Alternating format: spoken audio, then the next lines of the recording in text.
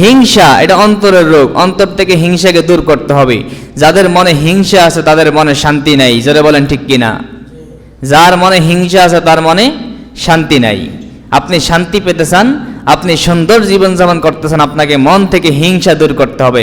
আরেকজনের সম্পদের প্রতি লোভ করা যাবে না, আরেকজনের নিয়ামত দেখে, আরেকজনের ভালো অবস্থা দেখে হিংসা করা যাবে না। আপনি আল্লাহর কাছে দোয়া করেন, আল্লাহ আপনি আমাকে সেরকম ভালো অবস্থা দেন, অথবা আপনি চেষ্টা করেন। কিন্তু আরেকজনের প্রতি লোভ লালসা করা, আরেকজনের ভালো দেখে সেখানে হিংসা বিদ্বেষ করা, এটা অন্তরের রোগ। এই জন্য এই রোগ অন্তর থেকে দূর করতে হবে। কিবর, অহংকার আছে কিনা বলেন? আমাদের মধ্যে অহংকার আছে কিনা? অহংকার একটা বড় রোগ। নবী বলছেন, হিংসা অহংকার মানুষের আমলগুলোকে এমনভাবে জ্বালিয়ে দেয়, আগুন যেভাবে শুকনা কাঠকে জ্বালিয়ে ছাই বানিয়ে দেয়, হিংসা অহংকার মানুষের আমলগুলোকে এমনিভাবে জ্বালিয়ে ছাই বানিয়ে দেয়। আপনি অনেক আমল করছেন, কিন্তু আপনার মনে হিংসা আছে, অহংকার আছে।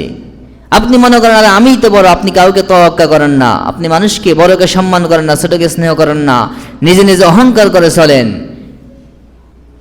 এটা অন্তরের রোগ, অন্তর থেকে দূর করতে হবে।